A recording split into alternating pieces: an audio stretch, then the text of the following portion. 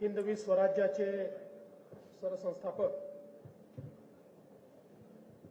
छत्रपती शिवरायांना मानाचा मुजरा करतो। भारतीय राज्यघटनेचे शिल्पकार भारतरत्न डॉक्टर बाबासाहेब आंबेडकर यांना मानवंदना अर्पित करतो। आजच्या आपल्या या बैठकीमध्ये आपल्याला मार्गदर्शन करण्याकरता उपस्थित असलेले महाराष्ट्र प्रदेश भारतीय जनता पक्षाचे अत्यंत धडाडीचे अध्यक्ष, ज्यांनी अक्षरशः महाराष्ट्र पिंजून काढला आणि कार्यकर्त्यांना ऊर्जा दिली, असे चंद्रशेखर बावनकुळेजी, आपले सहप्रभारी माननीय जयभान सिंह पवैया जी, नुकतेच पुन्हा एकदा मध्य प्रदेशच्या विधानसभेमध्ये निवडून आलेले आपले दुसरे सहप्रभारी माननीय धुर्वेजी, आपल्या राष्ट्रीय मंत्री पंकजाताई मुंडे, दुसऱ्या राष्ट्रीय मंत्री आणि ज्यांनी राजस्थानच्या विजयामध्ये प्रचंड मेहनत केली अशा विजयाताई रहाटकर, आपले विधान परिषदेचे गटनेते प्रवीणजी दरेकर, या ठिकाणी उपस्थित सर्वच आपले पदाधिकारी आणि उपस्थित सर्व भगिनी आणि बंधूंनो, आज अतिशय आनंद आहे की आई जगदंबेच्या सानिध्यात कोराडीमध्ये आपली ही बैठक होते। आपले प्रदेशाध्यक्ष चंद्रशेखर बावनकुळेजींनी अनेक वर्ष या भागाचं प्रतिनिधित्व केलंय आणि अतिशय सुंदर या मंदिराचा विकास देखील त्यांनी केलाय। त्यामुळे जाताना सगळ्यांनी आई जगदंबेचं दर्शन घेऊन जावं अशी देखील आपल्या सर्वांना विनंती करतो। आज खरं म्हणजे ही बैठक होत असताना एकीकडे 3 राज्यांमध्ये मिळालेला प्रचंड मोठा विजय, या विजयाचा उत्साह आपल्या मनामध्ये आहे आणि त्याचवेळी येणारी लोकसभा निवडणूक, या निवडणुकीचं आव्हान देखील आपल्यासमोर आहे। आव्हान मी या अर्थाने म्हणतो की प्रत्येक निवडणूक ही गंभीरतेने घ्यायची असते आणि आता अनेक लोक असं म्हणत होते की ही जी काही 5 राज्यांची निवडणूक आहे, रनअप टू लोकसभा आहे, लोकसभेचं जे काही आहे ते या राज्यांमध्येच त्याचा निर्णय होणार आहे। पण त्याही वेळेस माझं मत ठाम होतं की 5 राज्यांच्या निवडणुकीत विजय तर आपल्याला मिळेल, पण या 5 राज्यात विजय मिळो का न मिळो, लोकांनी एक गोष्ट मनामध्ये पक्की ठेवली आहे की देशाची सूत्र पुन्हा एकदा मोदीजींच्याच हातात द्यायची।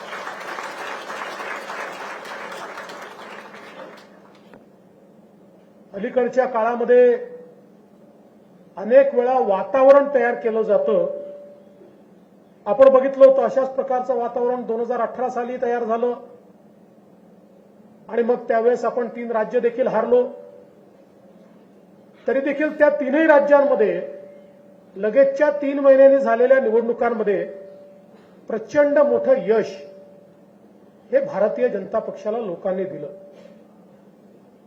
आज देशातला जो सामान्य माणूस आहे, या माणसाच्या मनामध्ये ही खात्री आहे की या देशाला जर कोणी विकसित करू शकत असेल तर ते मोदीजी करू शकतात। या देशाच्या सामान्य माणसाच्या जीवनामध्ये कोणी परिवर्तन करू शकत असेल तर ते मोदीजी करू शकतात। आणि म्हणून राहुल गांधींनी या सगळ्या राज्यांमध्ये जाऊन 7 गॅरंट्या दिल्या होत्या. पण राहुल गांधींच्या 7ही गॅरंट्या या लोकांनी नाकारल्या आणि लोकांनी सांगितलं एक ही गॅरंटी काफी आहे, वो गॅरंटी आहे नरेंद्र मोदी. आणि म्हणून एक प्रकारे आपण भाग्यवान आहोत.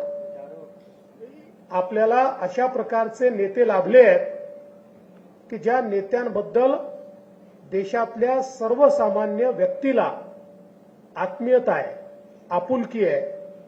सामान्य माणसाला वाटतं की आमच्याकरता राज्य करतात. मोदीजींकडे आज आपल्या परिवाराचा घटक म्हणून ते पाहतात. मोदीजी जेव्हा मेरे परिवारजनो अशा प्रकारचं संबोधन करतात त्यावेळी त्या प्रत्येकाला वाटतं की हो आम्ही मोदीजींच्या परिवारातले आहोत. आणि मला असं वाटतं की इतकी क्रेडिबिलिटी असलेला नेता हा स्वतंत्र भारताच्या इतिहासामध्ये खरं म्हणजे एक अतिशय आगळी वेगळी अशा प्रकारची क्रेडिबिलिटी ही मोदीजींना प्राप्त झालेली आहे. आणि म्हणूनच मला असं वाटतं की येत्या लोकसभेच्या तयारीच्या निमित्ताने आपलं सगळ्यात मोठं ॲसेट काय आहे तर आपलं नेतृत्व आहे की ज्या नेतृत्वाच्या बद्दल लोकांच्या मनामध्ये विश्वास आहे. आज बघा विरोधी पक्षांनी मिळून इंडिया आघाडी तयार केली आणि या इंडिया अलायन्सने जणू काही आता मोदीजींच्या विरोधात सगळे एकत्रित झाले आहे, जनमत एकत्रित झालाय आणि आता आम्ही मोदीजींना हरवणारच अशा प्रकारची भावना तयार करण्याचा प्रयत्न केला. ज्या दिवशी 5 राज्यांचे निकाल होते लगेच काँग्रेसने घोषित केलं 6 डिसेंबरला बैठक होणार. अर्ध्या तासात ममताजींनी सांगितलं मी जाणार नाही, अर्ध्या पक्षांनी सांगितलं आम्ही जाणार नाही आणि शेवटी ती बैठक त्यांना पुढे ढकलावी लागली. कारण हे जे इंडिया अलायन्स तयार झालेलं आहे या इंडिया अलायन्स समोर कुठला अजेंडा नाहीये. देशाच्या विकासाकरता एकत्रित आलेले नाहीयेत, समाजाला पुढे नेण्याकरता एकत्रित आले नाहीयेत, गरिबी निर्मूलनाकरता एकत्रित आले नाहीयेत. हे सगळे एकत्रित आले एका अजेंड्यावर की मोदीजींना हटवलं नाही तर आपल्या परिवारवादी पार्ट्यांची दुकानं बंद होणार, त्याला कुलप लागणार आणि त्याला कुलप लागू नये एवढ्या एका भावनेनं हे सगळे एकत्रित आले आहेत. आणि म्हणून आपण जसं नेहमी सांगतो की या पार्ट्यांकरता त्यांचा परिवार म्हणजे देश आहे आणि मोदीजींकरता देश म्हणजे त्यांचा परिवार आहे. हा एक महत्वाचा फरक आपल्याला या ठिकाणी पाहायला मिळतो. आणि आता महाविजय 2024 हे अभियान आपण सुरू केलंय आणि या अभियानाच्या रूपानं खालपर्यंत संघटनेची रचना आपण केली आहे. आपल्याला सुधीर भाऊंनी निवडणुकांच्या संदर्भात एक काय आपली स्ट्रॅटेजी असली पाहिजे, काय आपण केलं पाहिजे हे अतिशय चांगल्या प्रकारे सांगितलेलं आहे. आणि मुळातच विजयाची भावना घेऊन आपल्याला मैदानात उतरायचं आहे. पण ते उतरत असताना अति आत्मविश्वास किंवा आपण तर जिंकणारच आहोत ही जी भावना आहे की आता आम्ही काही नाही केलं तरी आहे मोदीजींचं नाव, आम्ही जिंकणारच आहोत, अशा भावनेमध्ये जर आपण गेलो तर मला असं वाटतं की मोदीजी जी काही मेहनत करतात त्या मेहनतीला साजेसं आपलं काम होणार नाही. आणि म्हणून पहिल्यांदा तर पुढचे 3-4 महिने आणि मग त्याच्यानंतर विधानसभेची तयारी चालू होईल.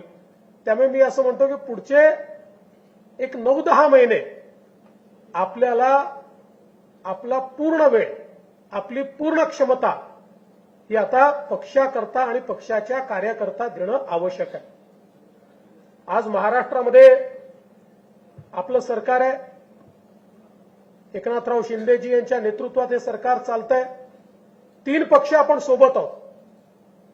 भारतीय जनता पार्टी आहे, शिवसेना आहे, अजितदादांची राष्ट्रवादी आपल्या सोबत आहेत. 3 पक्ष मिळून आपण सरकार चालवतो आणि लोकसभेची निवडणूक असो की विधानसभेची निवडणूक असो दोन्ही निवडणुका 3ही पक्ष आपण एकत्रित लढणार आहोत. आता आपल्याला किती जागा मिळतील, त्यांना किती जागा मिळतील, काळजी करू नका. एकतर पहिल्यांदा तुम्हाला सांगतो की तुमच्या मनात आहे तेवढ्या जागा आपल्याला मिळणार आहेत, त्यापेक्षा कमी जागा आपल्याला मिळणार नाही. आणि दुसरी गोष्ट ही लक्षात ठेवा की ज्या जागा आपण लढत नाही तिथे जो निवडून येणार आहे तोही मोदीजींकरताच हात वर करणार आहे. त्यामुळे 48ही लोकसभामध्ये भारतीय जनता पक्षाचे कार्यकर्ते जणू काही आपण लढणार आहोत. ही लोकसभा निवडून आणणं आपलं प्रेस्टिज आहे. ही लोकसभा निवडून आणण्याकरता आपली क्षमता लागली पाहिजे. अशा क्षमतेनं आपल्याला मैदानामध्ये उतरायचं आहे. विकसित भारत यात्रा सुरू झाली आहे. विकसित भारत यात्रा ही एक अशी यात्रा आहे की जी जनसामान्यांपर्यंत आपल्याला पोहोचवते. मुळात यात्रा काय आहे? देशामध्ये मोदीजींनी वेगवेगळे कार्यक्रम हातामध्ये घेतले. आता आपण बघितलं अतिशय चांगली यात्रा आपल्या आघाडीने या ठिकाणी सुरू केली. विश्वकर्मा सारखा कार्यक्रम की पहिल्यांदा देशातल्या 12 बलुतेदारांचा विचार हा मोदीजींनी या ठिकाणी केलाय. ज्यांना आपण 18 पगड जाती म्हणतो, 12 बलुतेदार म्हणतो, ज्यांना आपण मायक्रो ओबीसी म्हणतो, अशा सगळ्या प्रकारच्या लोकांचं हित हे सेंट्रल अजेंड्यावर देशाच्या स्वातंत्र्यानंतर पहिल्यांदा आलाय. आणि अशा प्रकारची योजना आहे की हा जो सामान्य आमचं मायक्रो ओबीसी आमचं 12 बलुतेदार आहे याच्या जीवनामध्ये पूर्ण परिवर्तन करू शकेल, याला अधिकारिता देऊ शकेल, याला समृद्ध करू शकेल, याच्या पुढच्या पिढ्यांचं कल्याण करू शकेल, अशा प्रकारची योजना मोदीजींनी सुरू केली. किंवा काही दिवसांपूर्वी झारखंडमध्ये आदिवासी समाजाकरता जी योजना मोदीजींनी सुरू केली, 25,000 कोटी रुपये हे विशेषतः आदिम जमातींकरता मोदीजींनी त्या ठिकाणी ठेवले. आणि हा जो शेवटचा माणूस आहे म्हणजे आदिवासींमधलाही जो अधिक दुर्बल आहे, हे प्रिमिटिव्ह ट्राईब्स आहेत की ज्यांच्याकडे लक्ष दिलं नाही तर कदाचित हे संपून जातील, एक्सटिंक्ट होतील. अशा प्रकारचे जे ट्राईब्स आहेत की ज्यांच्यामध्ये आजही जर आपण बघितलं की यांच्यातले 60-70% लोक आजही बेघर आहेत, त्यांच्यापर्यंत कुठलाही विकास पोहोचलेला नाहीये. या शेवटच्या माणसाची चिंता करत पुढच्या 3 वर्षामध्ये पीव्हीटीजी मधला एकही आदिवासी हा बेघर राहणार नाही. प्रत्येकाचं घर असेल, त्या प्रत्येक पाड्यामध्ये रस्ता असेल, त्या प्रत्येक पाड्यामध्ये पिण्याचं पाणी असेल, त्या प्रत्येक पाड्यापर्यंत लाईटची व्यवस्था केली असेल, मोबाईलचं टावर गेलेलं असेल. कारण आज मोबाईल कनेक्टिव्हिटी हे आर्थिक अधिकारितेचं सगळ्यात मोठं साधन आहे आणि म्हणून ते गेलं असेल, रोजगाराच्या संधी तिथे गेल्या असतील. अशा प्रकारची व्यवस्था आज या कार्यक्रमाच्या माध्यमातून त्यांनी केली आहे. आणि म्हणून हे जे सगळे कार्यक्रम आहेत, विकसित भारत संकल्प यात्रा ही सॅच्युरेशन पद्धतीनं लोकांपर्यंत योजना पोहोचवण्याची एक यात्रा आहे. एका परिवाराला जेवढ्या प्रकारच्या योजनांचे लाभ मिळू शकतात ते सगळे लाभ हे त्यांच्यापर्यंत पोहोचवण्याकरता ही विकसित भारत संकल्प यात्रा त्या ठिकाणी चालली आहे. आणि म्हणून मला असं वाटतं की या यात्रेमध्ये भारतीय जनता पक्षाचा प्रेझेन्स, यात्रा सरकारी आहे, आपण काही झेंडे घेऊन गेलं पाहिजे असं कोणाचं मत नाही, पण भारतीय जनता पक्षाच्या कार्यकर्त्याचं काम काय आहे तर योजना सरकारपर्यंत, सरकारच्या लोकांपर्यंत पोहोचवायच्या आहेत. मग ही यात्रा नीट गेली की नाही त्याची चिंता करणं, तिथे लोक उपस्थित आहेत की नाही चिंता करणं, जी काही कमी असेल ते त्या ठिकाणी करणं, लोक एकत्रित करणं, लाभार्थी त्या ठिकाणी त्यांच्यापर्यंत लाभ पोहोचवणं, त्यांना त्या लाभांशी जोडून देणं, या सगळ्या गोष्टी आपल्याला करायच्या आहेत. आज आपण पाहू शकतो की आज केंद्रातले 8 मंत्री हे महाराष्ट्रामध्ये वेगवेगळ्या भागांमध्ये या यात्रेच्या निमित्ताने चालले आहेत. त्यामुळे मला असं वाटतं की पुढचा काळ, आणि हे लक्षात ठेवा की ही जी यात्रा आहे, ही यात्रा खऱ्या अर्थानं सामान्य माणसाला मोदीजींशी जोडणारी यात्रा आहे. हा नुसता संकल्प यात्रेचा रथ नाहीये, हा मोदीजींच्या गॅरंटीचा रथ आहे. जी गॅरंटी लोकांपर्यंत पोहोचते, जी गॅरंटी केवळ शब्दांपुरतं मर्यादित नाहीये. आणि म्हणून हा जो काही विकसित भारत संकल्प यात्रेचा रथ आहे, याचं योग्य स्वागत होणं, तो गावोगावी पोहोचणं, त्याच्यापुढे लोक उपस्थित राहणं, याकरता आपण प्रत्यक्ष लक्ष घालण्याची आवश्यकता आहे. एक गोष्ट मी आपल्याला प्रकर्षाने सांगू इच्छितो की आज महाराष्ट्रामध्ये सामान्य माणसाला मोदीजींचं आकर्षण आहे. काही लोक म्हणतात नाही नाही ते हिंदी भाषी पट्ट्यात आहे, ते इकडे आहे, ते तिकडे आहे. याला काहीच अर्थ नाहीये. हे जे काही सांगितलं जातं, जर मोदीजींचं आकर्षण महाराष्ट्रातल्या सामान्य माणसाला नसतं तर 2 लोकसभेच्या निवडणुका 42 जागा आपण या ठिकाणी महाराष्ट्रामध्ये जिंकलो. आणि अशा ठिकाणी जिंकलो की जिथे कल्पना केली नव्हती, अशा मतदारसंघांमध्ये जिंकलो. हे का जिंकू शकलो? याचं कारण महाराष्ट्रातल्या सर्वसामान्य माणसाला हे वाटतं की आपल्या राज्यामध्ये जो काही विकास होऊ शकतो, आपल्या देशात जो काही विकास होऊ शकतो, तो मोदीजींच्या माध्यमातूनच होऊ शकतो. पण एक गोष्ट लक्षात ठेवा, आता ही जी निवडणूक आपण जिंकलो ना 3 राज्याची, यांनी आपलं मनोबल जसं उंचावलं आहे, तसं विरोधकांचं मनोबल हे खच्ची तर झालंच आहे, पण ते एका डॅमेजिंग मानसिकतेमध्ये पोहोचले आहेत. एक हिंदीमध्ये म्हणतात, हम न खेले खेल बिगाडे. अशा प्रकारची मानसिकता तयार झाली आहे. आपण वर्षानुवर्ष विरोधी पक्षात काम केलं, पण विरोधी पक्षात काम करत असताना आपण सत्तेचे विरोधक होतो, आपण देशाचे विरोधक नव्हतो, आपण विकासाचे विरोधक नव्हतो, आपण समाजाचे विरोधक नव्हतो. आपण वैचारिक विरोध त्या पक्षांना केला, त्यांच्या विचारधारेला केला.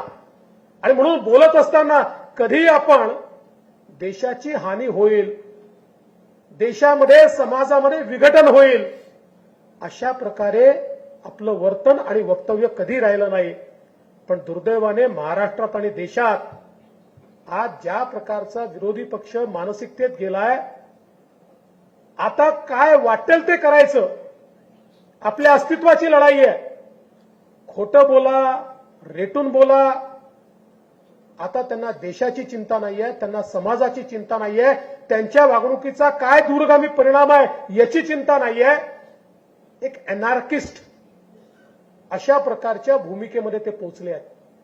आणि म्हणून खऱ्या अर्थानं सावध राहण्याची आवश्यकता आहे. आज आपण पाहतोय रोज भूमिका बदलतायत. आणि महाराष्ट्रामध्ये ज्या प्रकारे उद्धव ठाकरेंची सेना आणि शरद पवारांची राष्ट्रवादी आणि अर्थातच काँग्रेस ज्या प्रकारच्या भूमिका हे लोक घेत आहेत, यांना प्रदेशाची चिंता नाहीये, समाजाची चिंता नाहीये. यांना केवळ सत्तेच्या राजकारणामध्ये आपलं अस्तित्व कसं टिकवता येईल इतक्यापुरतं आता यांची कारवाई मर्यादित आहे. आणि म्हणून मला असं वाटतं की येणारे दिवस हे अधिक सावधानतेने आपल्याला त्या ठिकाणी काढावे लागणार आहे. आपण बघा, मराठा आरक्षणाच्या संदर्भात आज राज्यामध्ये मोठी आंदोलनं चालली आहेत. आपण जर मराठा आरक्षणाचा इतिहास काढून पाहिला तर मराठा आरक्षणाला सर्वाधिक विरोध कोणी केला असेल तर तो शरद पवारांनी केला. शरद पवारांनी केला. इतिहास बघा. आणि अगदी महाविकास आघाडीचं सरकार होतं, त्याही वेळी आपण सुप्रियाताई सुळेंचं वक्तव्य ऐकलं असेल तर मराठा आरक्षणाशिवाय दुसरे प्रश्न नाही आहेत का, त्याच्यापेक्षा मोठे प्रश्न या महाराष्ट्रासमोर आहे असं म्हणून निघून जाणाऱ्या सुप्रियाताई, की ज्यांना वारंवार ही संधी मिळाली त्यांच्या मनामध्ये असतं तर मंडल आयोग लागू झाला त्यावेळी देता आलं असतं. त्यांच्या मनामध्ये असतं तर वेगवेगळे जे काही निवाडे सर्वोच्च न्यायालयाचे आले त्याच्या आधी तर कोण कुठल्या यादीत आहेत कोणी विचारतही नव्हतं, तेव्हा देता आलं असतं. पण त्यांना कधी द्यायचंच नव्हतं. त्यांना समाजांना झुंजवत ठेवण्यामध्ये जास्त रस आहे. त्यांचं राजकारण कसं आहे, लोक झुंजत राहिले तर आमच्याकडे नेतेपद येईल आणि म्हणून झुंजवत ठेवायचं. या महाराष्ट्रामध्ये आपलं सरकार असताना आपण मराठा समाजाला आरक्षण दिलं. केवळ आरक्षण दिलं असं नाही, तर त्याच वेळी ते आरक्षण आपण हायकोर्टामध्ये टिकवून दाखवलं. सर्वोच्च न्यायालयामध्ये आपलं सरकार असेपर्यंत ते टिकलं. आपलं सरकार गेल्यानंतर त्याच्यावर स्थगिती आली. आणि आता हेच लोक मोठी तोंड करून सांगतात. मला तर आश्चर्य वाटतं, ज्यावेळी उद्धव ठाकरे आरक्षणाच्या संदर्भात बोलतात, कारण त्यांची तर भूमिका होती मंडल आयोगाला विरोध करणारे हे लोक होते. ओबीसीला आरक्षण देऊ नये म्हणून त्या ठिकाणी मंडल आयोगाच्या विरोधात भुजबळ का बाहेर पडले त्या काळामध्ये? कारण तुम्ही मंडल आयोगाला विरोध केला होता आणि आता तुम्ही तोंडवर करून सांगताय. आणि म्हणून एक गोष्ट लक्षात ठेवली पाहिजे की आपलं कमिटमेंट पक्का आहे. एकीकडे मराठा समाजाला आरक्षण देण्याच्या संदर्भात सर्व प्रकारचे प्रयत्न आणि यशस्वी प्रयत्न आपल्या मुख्यमंत्र्यांच्या नेतृत्वात आपण करणार आहोत. पण त्याचवेळी कुठल्याही परिस्थितीमध्ये ओबीसी समाजावर आम्ही अन्याय होऊ देणार नाही. काही झालं तरी होऊ देणार. या संदर्भात भारतीय जनता पक्षाचं कमिटमेंट हे ओबीसी समाजाच्या सोबत आहे. काही झालं तरी ओबीसी समाजाच्या संदर्भात त्यांच्या आरक्षणावर संकट हे आम्ही येऊ देणार नाही, हे आमचं कमिटमेंट आहे. आणि म्हणून कार्यकर्ता म्हणून आपल्याही मनामध्ये ही गोष्ट स्पष्ट असली पाहिजे. आपण भारतीय जनता पक्षाचे कार्यकर्ते आहोत. भारतीय जनता पक्षातले जे मराठा समाजाचे कार्यकर्ते असतील त्यांनी निश्चित मराठा समाजाला त्या ठिकाणी आरक्षण मिळावं ही भावना ठेवलीच पाहिजे. ती ठेवण्यात काही गैर नाहीये. किंवा ओबीसी समाजाचा जो आमचा कार्यकर्ता आहे, आपल्या आरक्षणामध्ये कुठे गडबड तर होत नाही ना, ही भावना त्याच्या मनामध्ये असणं यात गैर काही नाही आहे. पण या दोन्ही भावना असताना कार्यकर्त्यांमध्ये मात्र जातीतनं कुठेतरी भेद होतोय. कार्यकर्त्यांमध्ये जातीची गट तयार होत आहेत. हे मात्र होऊ देऊ नका. भारतीय जनता पक्षाचा ओबीसी कार्यकर्ता आहे, त्याच्याही मनामध्ये तेवढंच कमिटमेंट असलं पाहिजे की माझी पार्टी मराठा समाजाला न्याय द्यायला तयार आहे. मी माझ्या पार्टीच्या मागे उभा आहे. आणि भारतीय जनता पक्षामधला जो मराठा कार्यकर्ता आहे त्याच्याही मनामध्ये हे स्पष्ट असलं पाहिजे की या ठिकाणी माझ्या मराठा समाजाला मला न्याय द्यायचा आहे, पण तो ओबीसीवर अन्याय करून मला द्यायचा नाहीये. ही भावना भारतीय जनता पक्ष म्हणून आपली असली पाहिजे. आणि म्हणून हे जे काही विभाजनाचं लोण आहे, हे विभाजनाचं लोण पसरू देऊ नका. मी मागेही आपल्याला सांगितलं, आपल्याकरता कुठलाही समाज वोट बँक नाहीये. मराठा समाजाकडे वोट बँक म्हणून आपण पाहत नाही, ओबीसी समाजाकडे वोट बँक म्हणून आपण पाहत नाही. निवडणुकीच्या निकालांची आपण चिंता करत नाही. आणि मी तर हे माझ्या अनुभवातनं सांगतो की निवडणुकीवर याचा परिणामच होत नाही. निवडणुकीचे मुद्दे वेगळे आहेत. या मुद्द्यांवर निवडणुका नाही आहेत. हे समाजाचे प्रश्न आहेत. निवडणुकीच्या चष्म्यातनं या प्रश्नांकडे पाहूच नये या मताचा मी आहे. त्यामुळे निवडणुकीची चिंता करू नका. चिंता जर करायची असेल तर महाराष्ट्राचं सोशल फॅब्रिक हे कुठेतरी त्या ठिकाणी त्याला भेगा पडतायत, ते फाटताय. अशा प्रकारची जी अवस्था आपल्याला पाहायला मिळते ती चिंताजनक आहे. कारण गाव गाड्यावर सर्व लोक एकत्रितपणे त्या ठिकाणी राहिले आहेत. आपण सगळे एकमेकावर अवलंबून आहोत. प्रत्येक समाजाचं आपलं एक वेगळं महत्व आहे. आणि मग अशा परिस्थितीमध्ये मला असं वाटतं की ज्यावेळेस मोदीजी सांगतात की माझ्याकरता जात धर्म महत्वाचा नाहीये, माझ्याकरता महत्वाचं संविधान आहे आणि माझ्याकरता एकच जात आहे ती म्हणजे गरिबी, सगळ्या प्रकारच्या गरिबांना त्या ठिकाणी न्याय देण्याचं काम, मग आरक्षणाची भावना कशातनं निर्माण होते? गरिबीतनंच निर्माण होते. आरक्षणाची भावना कुठेतरी आम्ही मागासलेले आहोत यातनंच निर्माण होते. त्यामुळे आरक्षण महत्वाचं आहे ते तर देऊच, पण त्याच्यासोबत जोपर्यंत हे मागासलेपण आपण दूर करणार नाही तोपर्यंत कितीही आरक्षण आपण दिलं तरी देखील समाजातलं ही जी भावना आहे की आम्ही मागासलेले आहोत ही भावना दूर होऊ शकणार नाही. आणि म्हणूनच मागच्या काळामध्ये वेगवेगळ्या समाजांकरता आपण वेगवेगळे निर्णय घेतले. आज अण्णासाहेब पाटील आर्थिक विकास महामंडळाच्या माध्यमातून मराठा समाजामध्ये 70,000 उद्योजक तयार करण्याचं काम आपण त्या ठिकाणी केलंय. आज या ठिकाणी महाज्योतीच्या माध्यमातून ओबीसी समाजाकरता फेलोशिपपासनं स्कॉलरशिपपासनं तर मला अतिशय आनंद वाटतो की आता आपण म्हणजे मी जेव्हा मुख्यमंत्री होतो आपण घोषणा केली होती, मध्यंतरीच्या सरकारने आपण घोषणा केली होती की 36 हॉस्टेल आम्ही ओबीसी करता तयार करणार.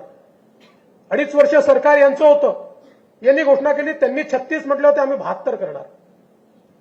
एक हॉस्टेल सुरू केलं नाही.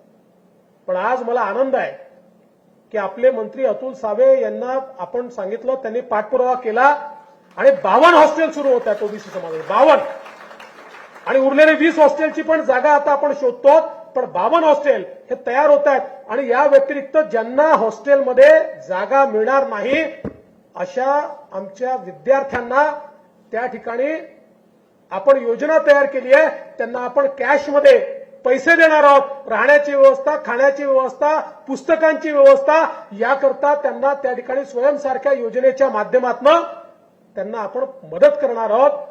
म्हणजे पहिल्यांदा अशा प्रकारे समाजाचा विचार झालाय. ओबीसी समाजातही जे दुर्बल आहेत, जे मायक्रो ओबीसी आहेत, त्यांचा विचार आपण या ठिकाणी केलेला आहे आणि त्यांच्याकरता वेगवेगळी महामंडळं त्या ठिकाणी सुरू करून त्या समाजातल्या मुलांना आपल्याला रोजगार कसा देता येईल, स्वयंरोजगार कसा देता येईल या संदर्भातला प्रयत्न आपण त्या ठिकाणी केलेला आहे. आणि म्हणून मला असं वाटतं की कोणी काही नरेटिव्ह तयार करू द्या, हे लोक फक्त माध्यमात दिसणार आहेत आणि माध्यमांचा असर जर झाला असता तर भारतीय जनता पार्टी कधीच निवडून आली नसती. मी असं म्हणत नाही, माध्यमांचं एक महत्वाचं रोल आहेच, पण ज्या वेळेस एखादा नरेटिव्ह हा सत्यापासून विपरीत असतो, ज्या नरेटिव्हमध्ये केवळ राजकारण आहे, ज्याच्यात सत्य नाही आहे, अशा प्रकारचा नरेटिव्ह तुमचं भाग्य कधीच बदलू शकत नाही. हा नरेटिव्ह 4 दिवस चालतो पण 5व्या दिवशी तो मरतो. आपण बघितलं मराठा आरक्षणाच्या संदर्भात ज्या प्रकारे आपल्या पक्षाला टार्गेट करण्याचा प्रयत्न केला आणि मग काही नेत्यांनी त्याच्याकरता वॉर रूम उघडल्या आणि क्रिएटिव्ह बनवून टाकले भाजपच्या विरुद्ध, नाही चालू शकले. कारण शेवटी त्यांच्याकडे बोट गेलं की इतके वर्ष तुमचे बापजादे होते, तुम्ही का त्या ठिकाणी आरक्षण दिलं नाही, त्याचं उत्तर ते नाही देऊ शकत नाही, कारण त्यांनी निव्वळ राजकारण केलं आहे. आणि म्हणून आज आपण ही गोष्ट लक्षात ठेवली पाहिजे की महाराष्ट्रामध्ये सामान्य माणसाचा विश्वास हा आपल्यावर आहे. आज काय अवस्था आहे बघा. उबाठा सेनेचा नाशिकचा जिल्हा प्रमुख हा दाऊदचा हस्तक सलीम कुत्ता, आता नावच कुत्ता आहे, या कुत्तासोबत स्वतःच्या फार्म हाऊसवर कुत्त्याकरता पार्टी ठेवतो आणि काय डान्स त्या कुत्त्यासोबत त्याचा, म्हणजे जसं काही सेलिब्रेशन चाललंय. एखादा स्वातंत्र्य संग्राम सेनानी जेलमधनं सुटून आलाय अशा प्रकारचं त्या ठिकाणी सेलिब्रेशन चाललेलं आहे. अरे शरम वाटली पाहिजे. या महाराष्ट्रामध्ये दाऊदनी बॉम्बस्फोटाच्या माध्यमातून केवळ बॉम्बस्फोट केले असं नाहीये, देशाच्या सार्वभौमतेला चॅलेंज केलं होतं, आव्हान दिलं होतं. की मी एक व्यक्ती भारताला हलवून सोडू शकतो, देशाच्या सार्वभौमतेला एक प्रकारचं आव्हान देण्याचं काम हे त्या ठिकाणी दाऊदनी केलं होतं. आणि त्या दाऊदच्या साथीदाराच्या सोबत तुम्ही त्या ठिकाणी डान्स करता, ही अवस्था आहे. आणि आता हे लोक आपल्याला राष्ट्रवाद शिकवणार, हे आपल्याला हिंदुत्व शिकवणार. आज खरं म्हणजे ज्या प्रकारचं पतन बघा, ते आपले विरोधक असतील, पण तरी मला दुःख आहे, कारण हिंदू हृदय सम्राट शिवसेना प्रमुख बाळासाहेब ठाकरे हे आपल्याकरता नेहमीच वंदनीय राहिलेले आहेत. आणि त्यांच्यासोबत इतके वर्ष काम करताना खऱ्या अर्थानं जो विचार त्यांनी मांडला, आता तो विचार त्यागून आणि त्या विचारांच्या विरोधकांसोबत रोज मांडीला मांडी लावून बसायचं आणि भाषणात आपल्याला सांगायचं आम्हीच हिंदुत्ववादी आहोत, तुम्ही आम्हाला शिकवू नका. अरे आम्ही शिकवायचं सोडा, जनता तुम्हाला धडा शिकवणार आहे. आता हे जे काही तुम्ही केलेलं आहे, जनता तुम्हाला या ठिकाणी धडा शिकवणार आहे. आज मी एक या निमित्ताने सांगू इच्छितो की हे जे काही 3 पक्ष तिकडे एकत्रित आहेत, काँग्रेस पक्षाची तर काय अवस्था आहे सांगण्याची आवश्यकता नाही. मगाशी सुधीर भाऊंनी सांगितलं खरं आहे की राहुल गांधी हे ईश्वराने आपल्याला दिलेलं वरदान आहे.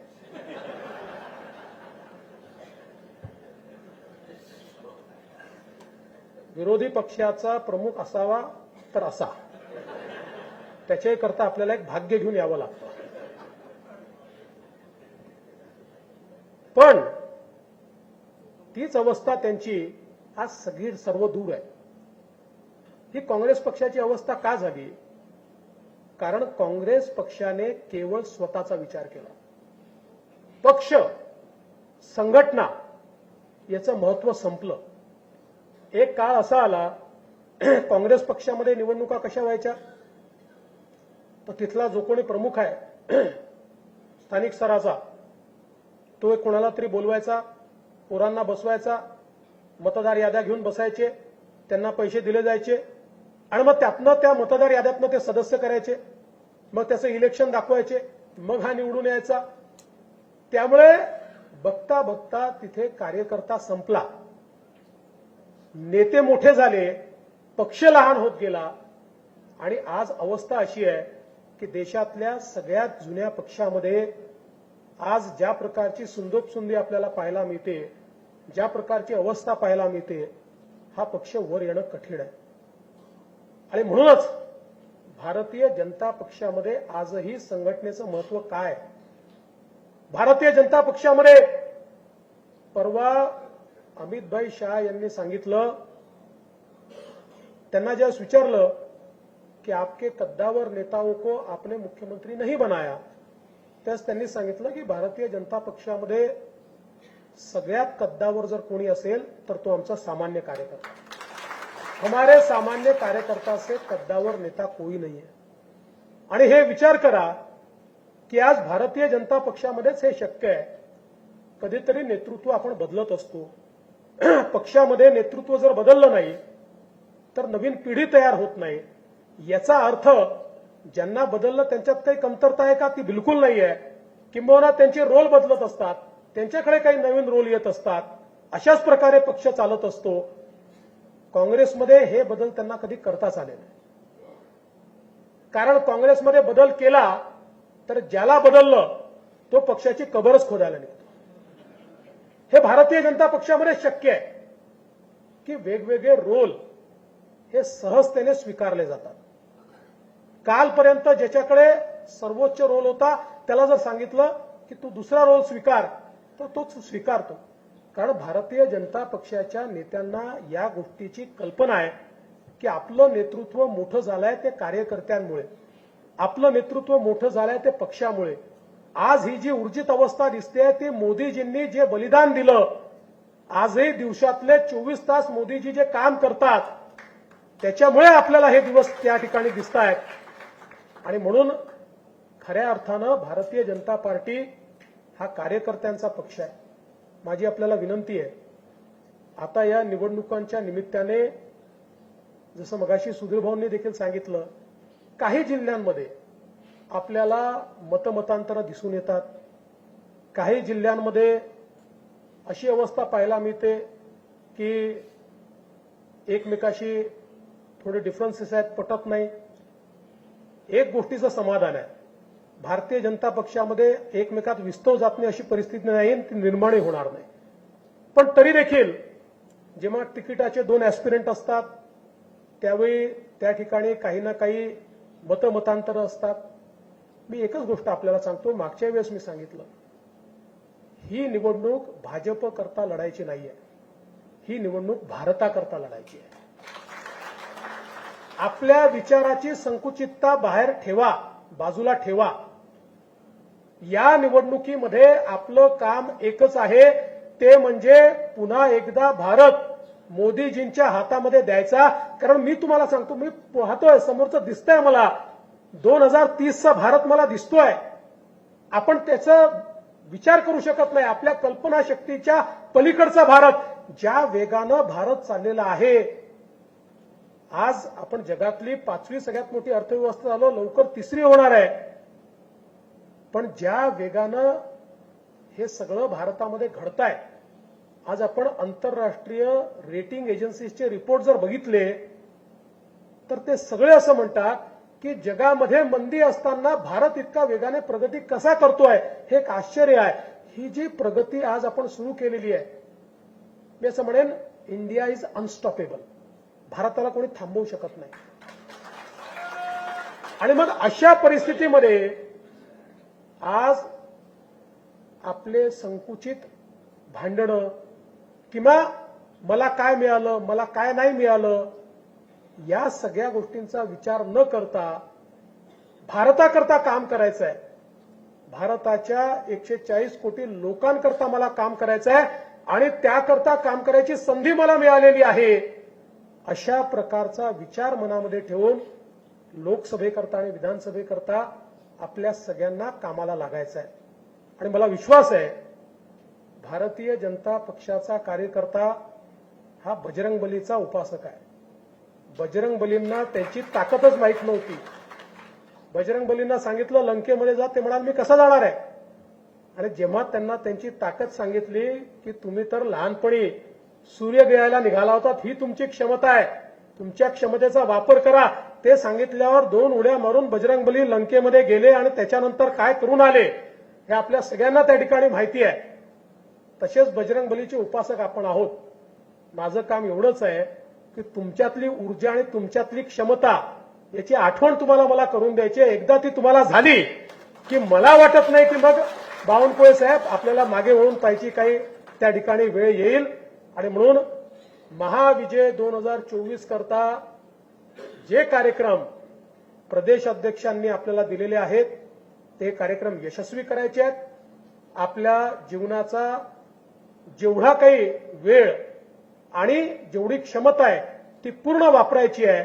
आणि पुन्हा एकदा भारत मातेला सुजलाम सुफलाम करण्याकरता, भारत मातेला सर्वोच्च पदावर नेण्याकरता आणि भारतातले दीनदलित, गोरगरीब, आदिवासी, शेतकरी, शेतमजूर, वंचित, दलित, आदिवासी या प्रत्येकाच्या जीवनामध्ये परिवर्तन करण्याकरता हा देश मोदीजींच्या हातात गेला पाहिजे.